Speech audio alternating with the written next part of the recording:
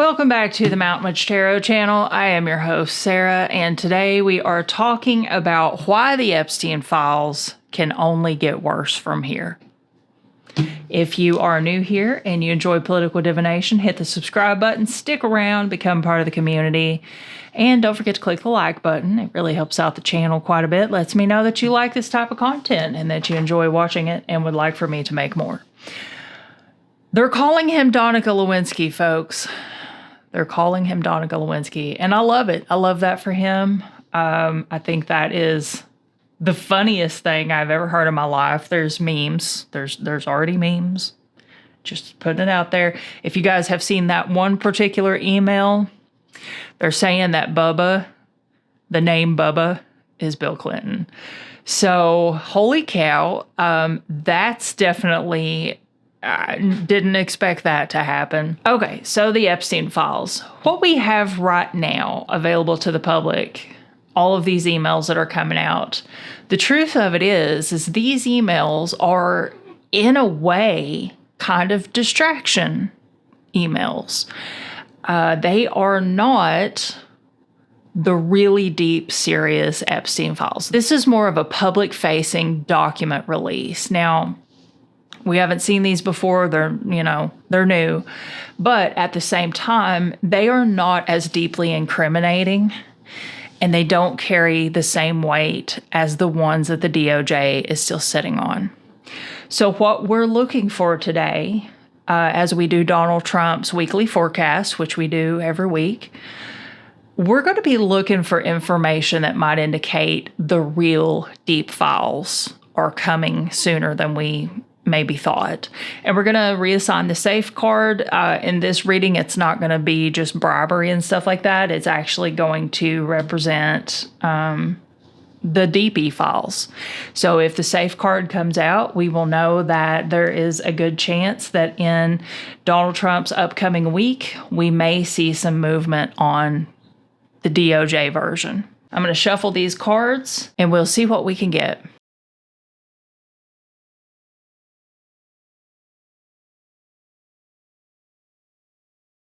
Two things. Donald Trump is very low in the tableau. He's not as low as he could be, but he's low, so he's out of control to some degree.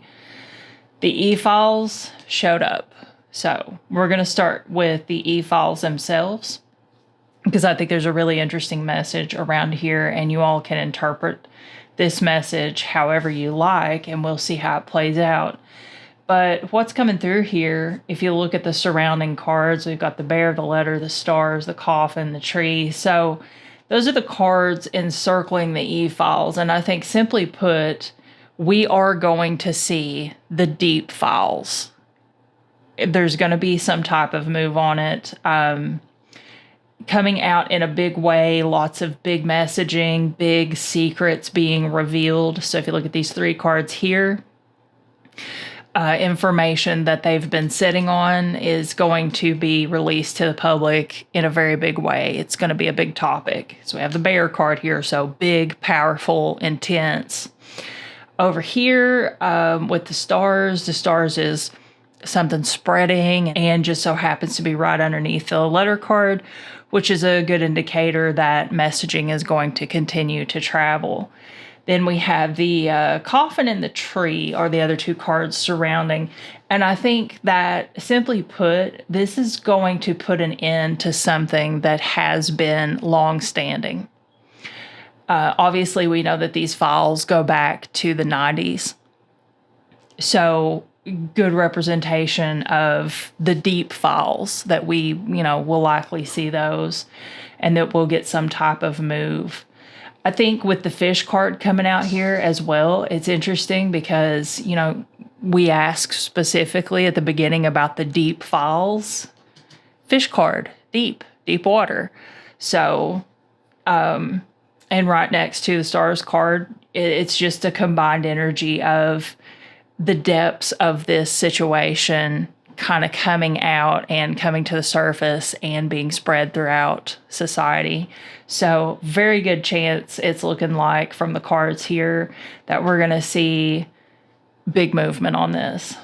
Now let's move over here to Donald Trump himself and kind of see what's going on around him. The first thing that I thought was really interesting is that he is standing right on top of his lily. Now, we reassigned this card to be his presidential duty to the country, but I reassigned it to that because I felt like it was a good interpretation of the original meaning of the card. He's stomping all over it. I think that this could be an indication that at some point throughout this, we see him just go scorched earth because he's not really going to have much of a choice at some point. It's going to be undeniable. The more stuff comes out, the worse he is going to look. He's had this, you guys know I talk about his plausible deniability all the time. He's had this layer. It's like plot armor. This entire time, like he can always just say, oh, I don't know that person, or I've never met that person, or I wasn't there, or, every other excuse that he uses. But at this point, it's kind of coming in so hard and so fast. There's really no way to maintain that plausible deniability, even with just the public-facing documents that we've got right now. I mean, we have emails that are saying directly from Jeffrey Epstein that Donald Trump knew about the girls. He knew what Epstein was doing. He spent hours with Virginia Giuffre at Epstein's house. I mean, it's too much. And I think what we're going to see him do, because he's searching for, you see these two cards here? He's searching for, how do I navigate this situation? Everything's out in the open. Where do I go? Where do I run?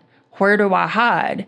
Well, he can't. He can't keep running from this. It's catching up to him. So here he is just trampling on his lily. And I think this is him just, like I said, kind of going scorched earth.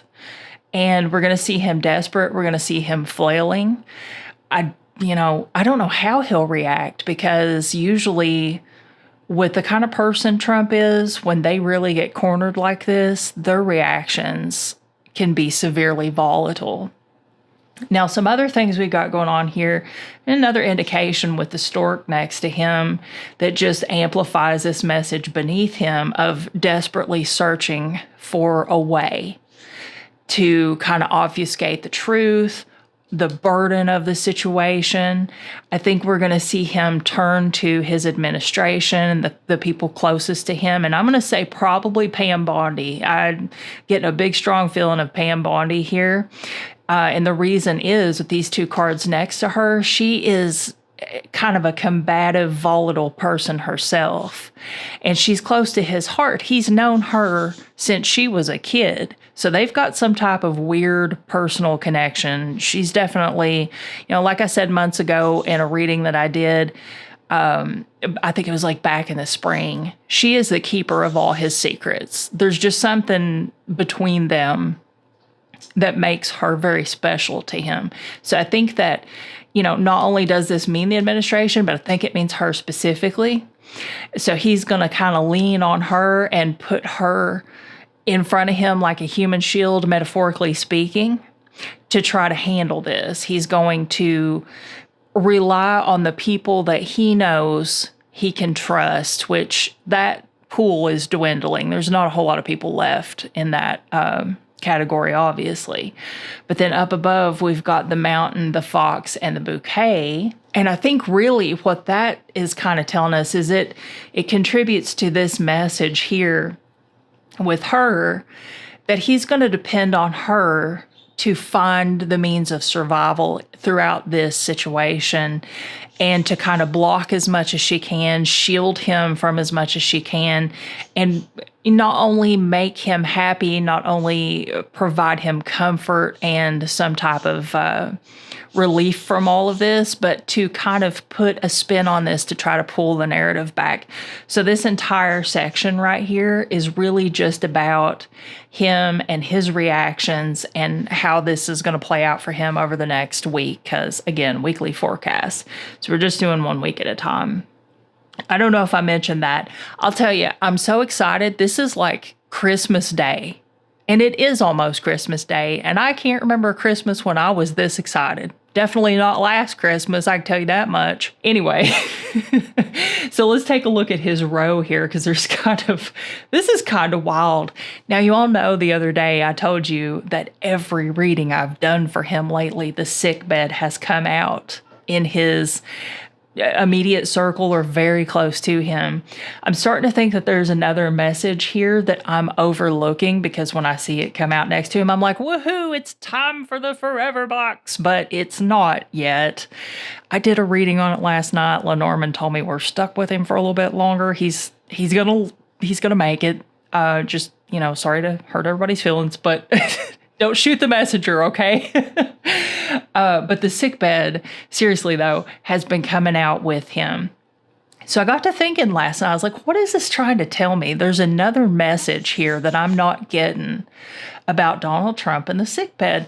So something I was kind of wondering, could it be a reference to him failing? Could it be, because you think of the sickbed, you have to think of everything literal and metaphorical when it comes to these cards. And the sickbed is not an original Lenormand card. It's an addition for this deck. So, when that happens for me, I have a tendency to kind of turn them into what I want them to be. They take on their own meaning to me and not the meaning that comes in the book. Who looks at the book? I don't look at the book.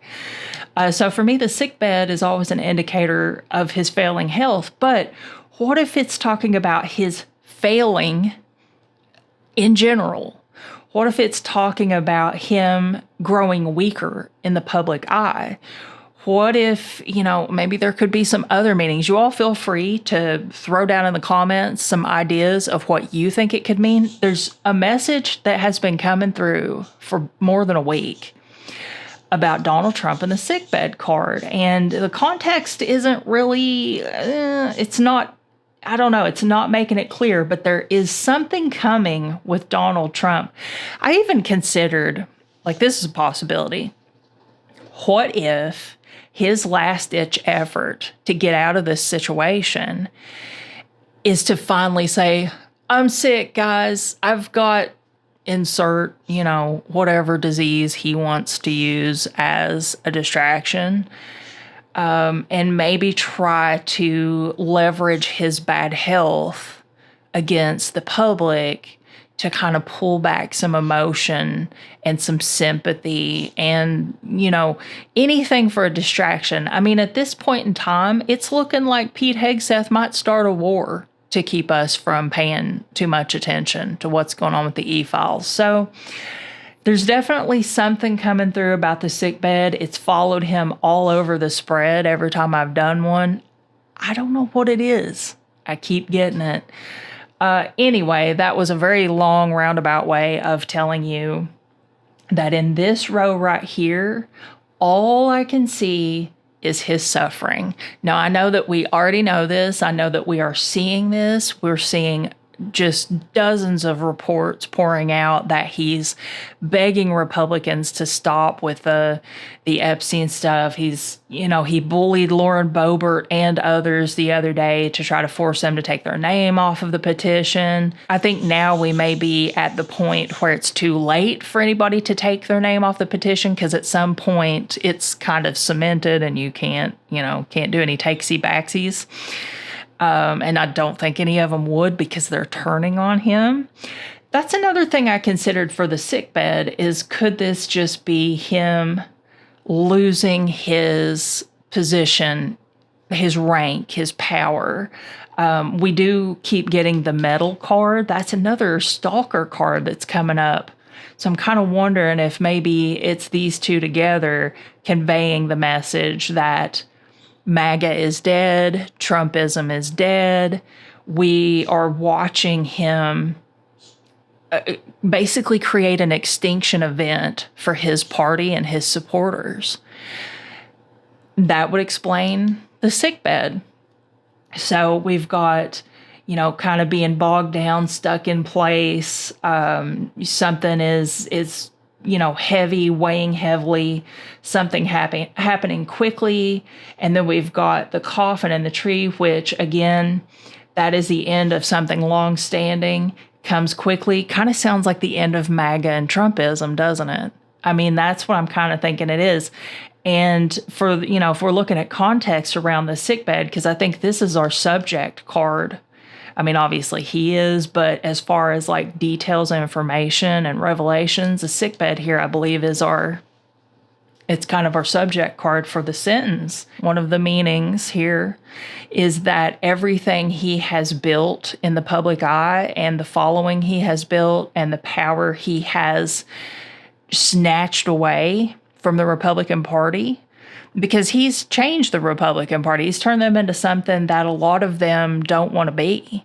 Believe it or not, there are still some Republicans out there who have a level head, and they're like, we don't want this. This ain't us. Like you think Mitt Romney type Republicans.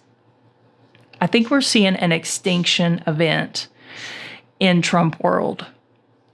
So that's my last theory on the sickbed. And sorry if I went on a little tangent there, but I feel like this is it's something that's really prominent. Now, I don't know if I mentioned this. I went on that tangent, honestly, and I forgot if I mentioned this or not. These two bottom cards right here. This is really important. I see these two cards, the handshake and the tower, which is obviously, reference to government. I see this as people turning on him and the deals that he had with people and the agreements and the camaraderie that he had with people like Marge, and MAGA in Senate and Congress. I feel like it's ending. They're seeing him for what he really is now. It's like they're all deconstructing at the same time. And I think that's what these four cards are telling us here. And so I just think that's really interesting. Let's jump down to the fate line for just a second and talk about what's going on down here, because this is a really interesting fate line. A lot of people are theorizing that because J.D. Vance is a little bit MIA right now, which I will say is not really that unusual. VPs, they come and they go. They're fair weather friends. They don't really have like a thing that they're supposed to be doing constantly. So it's not unusual for a VP to kind of drift in and out of the scene. But a lot of people are talking about J.D. Vance being MIA right now throughout all of this. And I haven't dug into it. I don't know exactly how missing he is. If there is something more significant to it, feel free to let me know in the comments. I just didn't think much about it because who cares where he's at? As long as I don't have to see him, I don't really care where he is. But people are theorizing that right now he is working behind the scenes with, whoever's behind the curtain to kind of take over. Because a lot of people are predicting the same thing I've been telling you all year, is that once the Heritage Foundation and Russia and all that, once they're done with Trump and it's not advantageous to them to keep him around as kind of a figurehead and a wrecking ball, he's out of there. He's gone.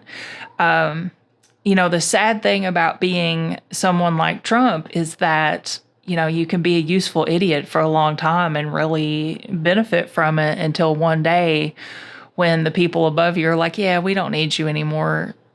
Time's up. You know what I mean? And I think it's a plausible theory.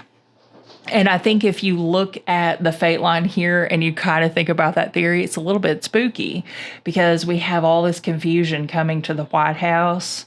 And then there is this big malicious energy coming with the snake card. And then there's a sense of moving forward and moving past it. So it's like, okay, well, we know that the Epstein files is going to bring a big dark cloud over the White House. But what are we moving on from? Are we moving on from Trump? Does this mean that possibly it could be that we see the Republican supermajority in Congress and the Senate try to impeach him? Like, I don't know. I mean, depending on how much of these files we get and how awful it gets, I think it's not impossible. I feel like once it starts, he's going to get dogpiled and then they'll all just go after him and there won't be any coming back from that. And I think that's really backed up here in the cards. I think it, it looks a lot like that because we have him struggling. We have him turning to the only people he has left. He's running out of friends. He's running out of favors to ask for. He's out of control of the situation. He's getting pushed out of the window here to where all he's got left is this struggle where people are turning on him. And like I said at the beginning, it can only get worse. The e-files are going to amplify this situation. So it could be in the fate line that we might very soon see a transition from him to JD. I don't know. We're going to do like a New Year reading and see where things stand. And maybe we'll get some more answers about it there. But I just feel like something's going to change in the White House with this line here. So let's talk about the heart of the tableau, which is these 4 cards right here. And we've kind of already talked about it, honestly. And I think it's another good reference that MAGA is over. Trumpism is over. Everything Donald Trump has achieved, everything that, the foundation he's built, it's dying. And the writer is carrying the news forward, and it is attached to the Epstein files. Up here, we've got a loss of luck, just to find some little connections and little small messages, minor messages here. He's always had this great deal of luck, like I was talking about earlier, with his plot armor and how he seems to get away with so much. Looks like it's being impacted pretty negatively in a big way once the message of this comes out. And then the blockage, we talked about that with Pam Bondi. The 4 corners, what do we got in the 4 corners? We got the bear, the bouquet, the handshake, and the garden. So that kind of looks like another reference to like big community agreements, beautifying, or like pleasantries. So I get the feeling that it's talking a little bit about like bipartisan commitment of coming together and kind of finding a middle ground together around him. And we're kind of already seeing that, with the Republicans that are voting with the Democrats to release the Epstein files. So that's not too far-fetched. Definitely think it's big and important, maybe more than we know. In the long run, it could be something that really shifts the course of things. So that's really interesting, but definitely with the handshake and the bouquet, I feel like it's, we're going to meet in the middle kind of thing. And with the garden here, that's obviously a reference to like a gathering, a group of people. So I think this is going to bring people together and kind of unite them against him in a way that hasn't happened for a really long time, since at least like 2016. This is exciting, folks, that, it's another one of those tableaus where the energy is strong enough that every direction I go, the message is roughly the same thing.